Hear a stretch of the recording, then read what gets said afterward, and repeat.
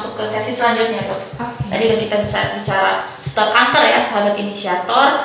Informasi generalnya itu juga udah luar biasa deep juga sebenarnya ya, dan jadi aware sendiri juga nih tiba-tiba tambah ilmu baru banget seputar kanker anak ya, Dok. Nah, yang selanjutnya kita mau coba tanya ke dokter. Kita masuk ke sesi jawab netizen dulu, dokter. Jawab netizen. Kali ini ada beberapa pertanyaan dari netizen di Instagram Human Initiative, Facebook, YouTube, terus kemudian dari Twitter juga. Nah, ini kita coba kumpulin.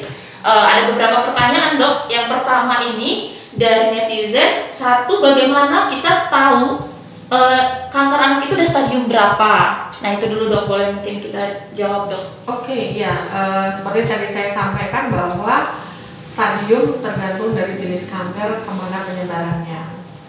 Kayak misalnya retinoblastoma atau kanker retina mata stadium jauh itu adalah di sumsum tulang, makanya kita harus periksa sumsum tulangnya.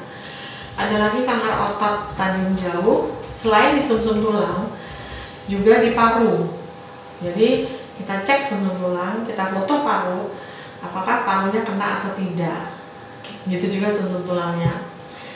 Lain lagi dengan osteosarkoma yang tadi saya sampaikan, kanker tulang panjang yang biasanya anak-anak usia yang terkena itu sekitar 10 tahunan ya. Tapi dia menyebarnya ke paru, penyebaran jauhnya, bukan ke sumsum tulang. Lalu ada lagi karsinoma nasofaring, kayak nasofaring gitu kan, kena kanker gitu kan. Iya. Itu penyebaran jauhnya itu adalah ke kepala, ke abdomen, ya kan, perut maksudnya. Oke. Nah itu seperti itu, tapi tidak ke sumsum tulang, jadi saya nggak periksa sumsum tulangnya. Itu stadium 4, kalau ditemukan sel kankernya misalnya, udah sampai ke kepala nih. Jadi kalau udah sampai ke kepala itu udah ya udah metastasis atau penyebaran ke kepala, kita ngomongnya stadium 4. udah pasti langsung stadium 4 nih. Iya, Udah bahaya banget soalnya daerah kepala. Oke, semoga terjawab nih sama netizen ya. Pertanyaan pertama, cara kita tahu stadium kanker itu gimana? Kedua, Dok, apakah diet atau olahraga itu bisa menyembuhkan kanker? Diet apa ya? Diet itu adalah diet itu kan pengaturan makanan ya. Iya.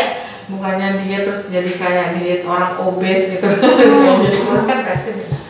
Diet atau asupan makanan pasien kanker itu pasti lebih besar kebutuhannya dibandingkan dengan anak biasa. Oh, justru malah kalau kena kanker itu lebih butuh cukup. Ya, tapi bukan tinggi kalori ya, tapi misalnya lebih proteinnya, ya kan. Nah, itu lebih besar dibandingkan dengan anak-anak normal biasa.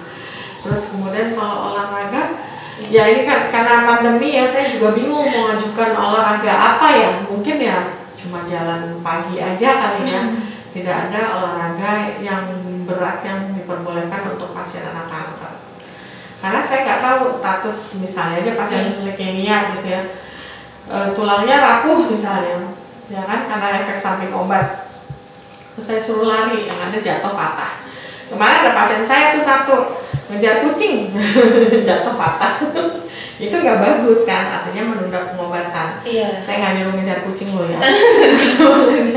Lalu saya tegur aja, jangan piara binatang peliharaan gitu. Yang boleh apa? Cuma kura-kura sama ikan. Jadi ikan bermain gobok-gobok aja deh gitu kan. Kalau kura-kura siapa yang mau dikejar? Ya maksud saya untuk menghindari kalau kucing misalnya lucu nanti dikejar, bulunya nanti bikin alergi, ya kan, malah memicu penyakit burung nanti ada tos. Waduh. Tapi olahraga cuman secukupnya juga gitu ya, Dok ya. Jalan pagi. Saya bahkan tidak terlalu menganjurkan main sepeda atau belum bisa main sepeda terus jadinya main sepeda terus jatuh. Nah itu kan repot. Ya kan, kalau memang sudah bisa masih boleh lah pelan-pelan. Kalau saya bilang boleh Pak main sepeda, padahal ini anak belum pernah main sepeda, dia belajar sepeda terus jatuh, kan saya juga salah. Udah jalan pagi aja yang santai sama bapak sama ibu, saya bilang gitu aja setiap pagi di akhir pekan misalnya seperti itu. Oke, dan apalagi ditambah situasi pandemi, jadi mesti hati-hati juga ya, Dok. Tapi pasien saya dari dulu walaupun nggak pakai pandemi juga udah pakai masker. Oh gitu. Kalau ke rumah sakit atau kemana-mana kan dia imunokompromis kan. pasiennya kan imunitasnya kan Iya betul. harus pakai masker kemana-mana. Sekarang kalian ngikutin dia ya. Jadi dokternya juga ngikutin. jadi ini semua ya rata semua ya dok ya. Sekarang semua pakai masker. Oke, berarti tadi itu ya sahabat inisiator, untuk diet sebetulnya tergantung juga, dan apalagi pasien kanker ternyata butuh asupan-asupan khusus yang lebih banyak daripada anak-anak normal lainnya. Terus kemudian olahraga juga tetap disesuaikan ya dok ya. Tapi bukan berarti mereka harus jadi gemuk ya, karena kalau gemuk kita susah untuk mengukur kebutuhan pengobatan atau kebutuhan obat-obatan. Kalau obesitas itu kan masuk obat kanker itu kan kita harus sesuaikan dengan berat badan dan tinggi badan atau luas permukaan tubuh ya, sama dengan luas permukaan tubuh.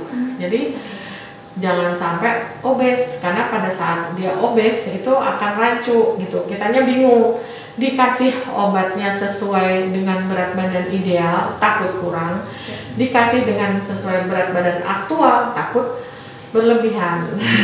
Jadi ya itu yang agak sedikit repot sih. Oke, wah benar-benar harus stabil. Ya, ideal lah. Ideal ya. Sip, semoga menjawab ya pertanyaan netizen yang kedua. Nah sekarang pertanyaan netizen yang ketiga nih, terakhir ya, netizen yang berhasil kita saring pertanyaannya dokter. Oke.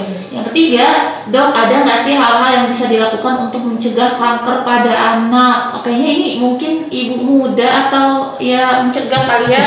Khawatir mbak ya nanti kalau punya anak atau gimana. Ada nggak sih dok hal-hal yang harus, walaupun tadi ya kata dokter ya kanker itu kan nggak bisa kita tahu ya banyak multifaktor, tapi ada nggak hal-hal mungkin bisa preventif dok? Jadi memang kembali lagi kanker itu kanker pada anak penyebabnya multifaktorial.